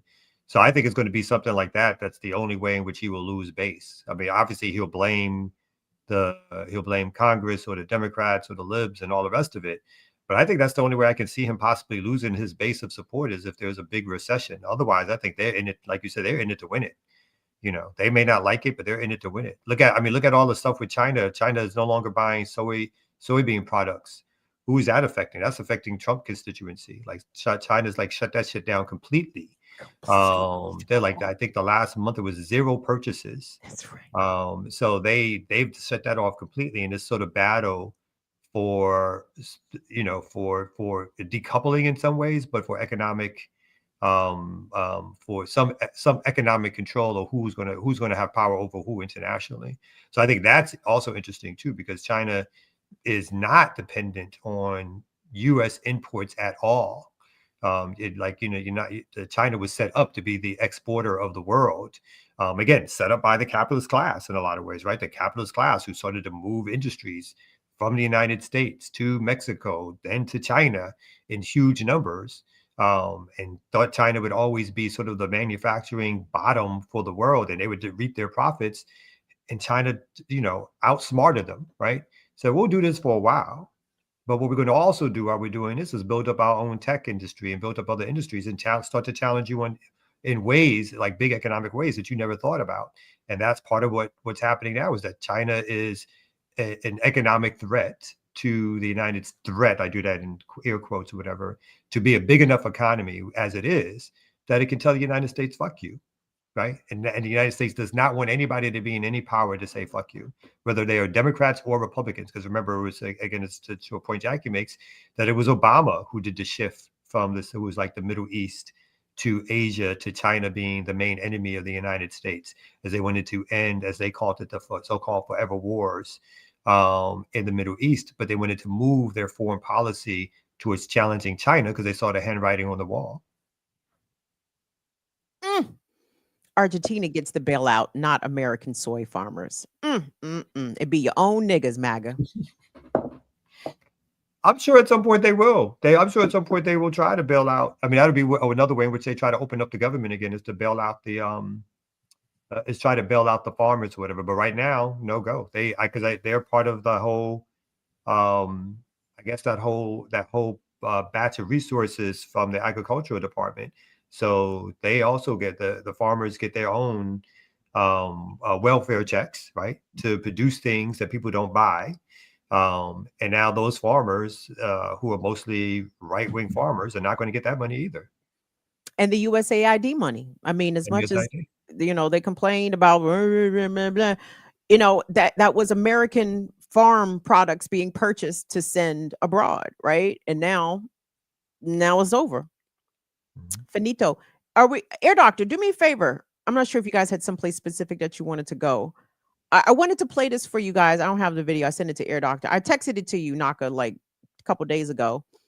D'Angelo's son, did you guys play this video? D'Angelo's son made a post about his father's upcoming service, and he named people that he did not want to show up.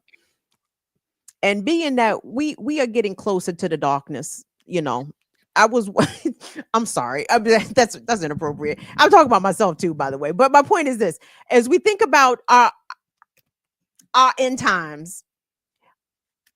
Do you have do not show up at my fucking funeral lists as D'Angelo's son has put out for his father's fake ass friends, apparently. Mm-hmm. Naka, can you pull up the video?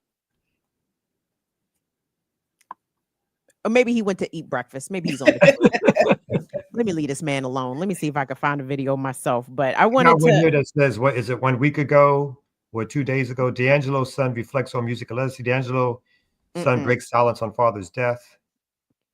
Yes, it might be that one. I can yeah, you can play one of them because it might be the one I'm talking about, but I can hopefully find this other video relatively quickly. But he named names that we all know. Don't come to my daddy's funeral, you fake ass niggas. And I said, young man, son, Michael, I know saying this will get me in trouble, but I really don't care.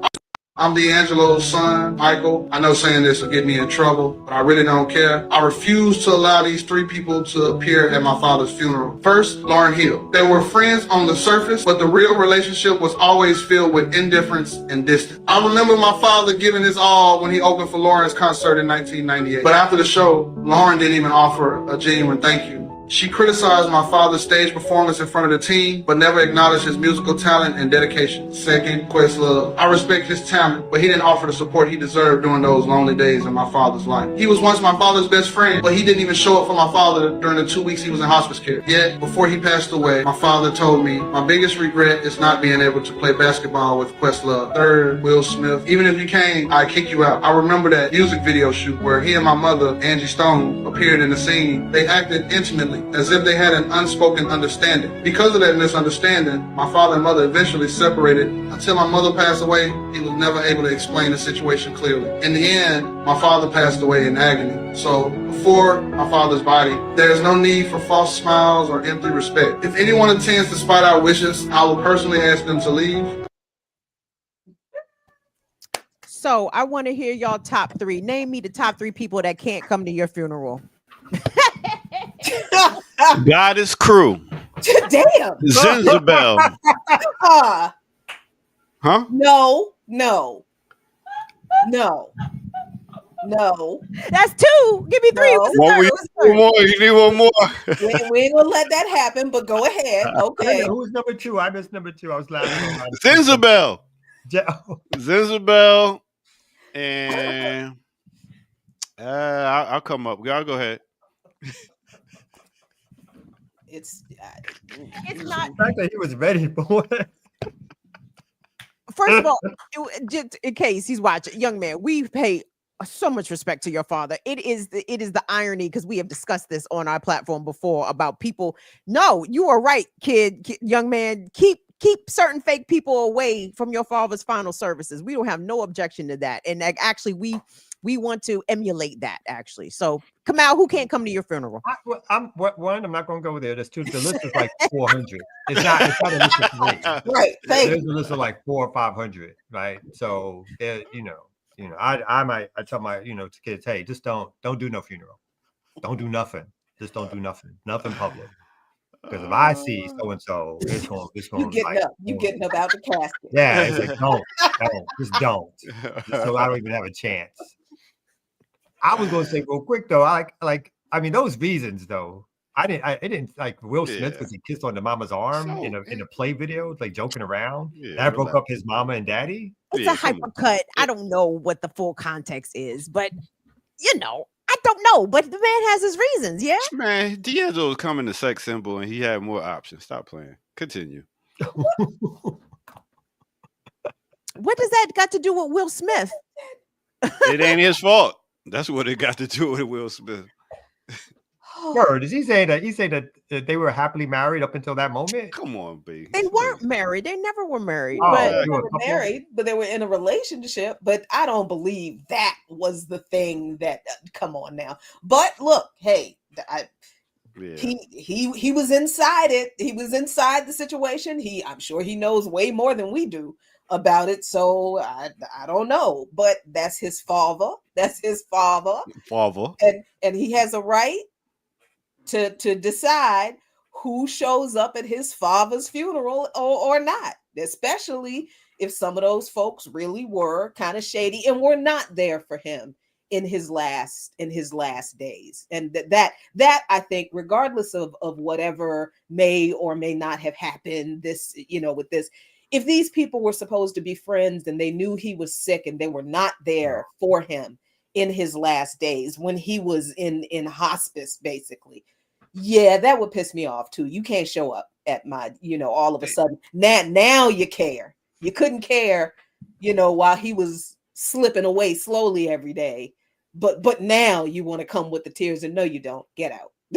I'm with him on that. Yeah. All of us here have buried parents. Did anybody's parents make any specific requests about who could come and who could not come to funerals? Mm-hmm. Well, Jackie did. No, my mom didn't. I did. When my mom died, and my dad and I think I've told some of the story, but my dad and I were not always.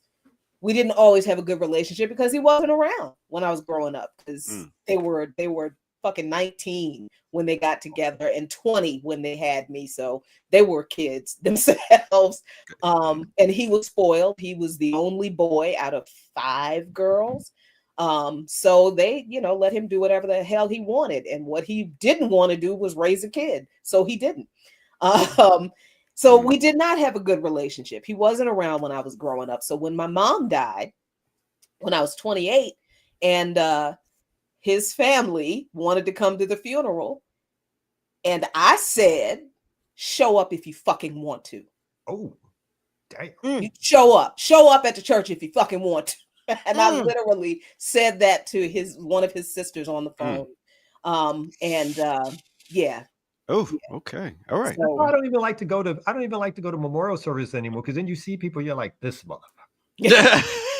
It's not even an occasion where you're really, honoring and commemorating a person that's passed away. You're looking at all the people in the room who you haven't seen in 10 years, 15 years, and you're like, it was my dad's funeral when his stepwife came. I was like, why is she here? But I was like, oh. You mean your aunt? Isn't that your aunt? Your cousin? My cousin. Stepwife. It was my mom's first cousin. Yeah. So I was like, your father. Sorry. He kept it close. It's like that's when all the intrigue happens at the memorial service or the funeral. It's like, where you going? Sit, don't be sitting next to me. Or you got to pass by. You don't want to talk to somebody. You got to pass. Oh goodness! I'm done. Anyway, we about to wrap up this show, and I'm gonna finish checking out my story, my top story I was talking about earlier, which is this whole NASA confirms Earth has 2 moons. It's not. They did not. It's not 2 moons. Okay. It's an asteroid. Oh, you know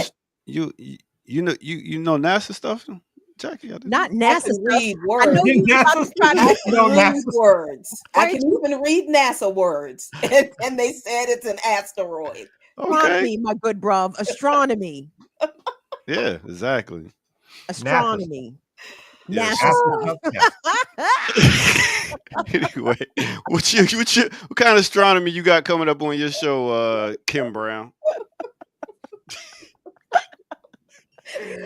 Well, since we're doing astronomy, astrology, I'd like to welcome everybody to Scorpio season. Is Scorpio season? Is it started? Yep. Uh-oh. This nigga's about to be insufferable for the next month. Okay. As if I haven't been already. Exactly. And how old are you turning this year? Big 50. Let's go. Let's go. Listen, let's get it. All right, continue. And he said happy early birthday going out to the young King Zion. Yes, it was 2 days ago or something. Was his birthday already passed? Oh, tomorrow. Okay. Big up yourself, young Zion. Young King out here. Scorpio King. All right. Shout out to all y'all Scorpios. Come back at 11 for classical breakdown. What you got coming up, Jackie? Ooh, la, la, la. I did a special interview with Maurice Carney of Friends of the Congo for WPFW last night. I'm gonna drop that in the Patreon for y'all because I couldn't stream it here because there was already another show on. So I'll drop that in the Patreon for y'all. And Friday, gonna have comrades on to talk about more events for the month of action against Africa. Okay. I love it. Come out. Okay. All right. So we'll be back here tomorrow at 8 a.m. for some more of the Remix Morning Show. And y'all can see I'm almost 50. I was raised off Archie Bunker, Fred Sanford, Al Bundy. So that's why, I'm trying to still, understand the younger generation of their emotions. Sir, you are not Al Bundy, Fred Sanford, or Archie Bunker years old. What are you talking about? I was brought up in a different time. Kamal knows what I'm talking about. Oh, Lord. Okay. Do you, Kamal? Can you explain it to my us? name in. Don't drag my name. Kamal. Leave my name out of it. If this is the funeral, I'm walking away from it. I'm like, the sensitivity of the younger generation, we still trying to understand. I'm Ralph Tresvant this bitch. Tell him, Kamal. Air Doctor, you should have added George Jefferson to that list. I am. Yes, George. Exactly. Jive turkeys. All right. So with that said, we out of here, honkies. We out of here for the day. I mean, I'm just doing all the racial epithets. The what? Oh, goodbye. God damn, it's too many words, Webster. Anyway, Webster done made too many words. Too many words. Words to keep up with. Running around out here willy-nilly. Webster made the word, y'all. But they ain't make up the Remix Morning Show, y'all. We see y'all tomorrow morning, 8 a.m. Peace out. Peace.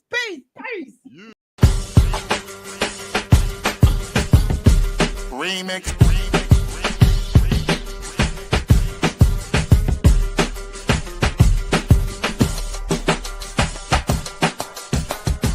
Remix. Remix. Remix.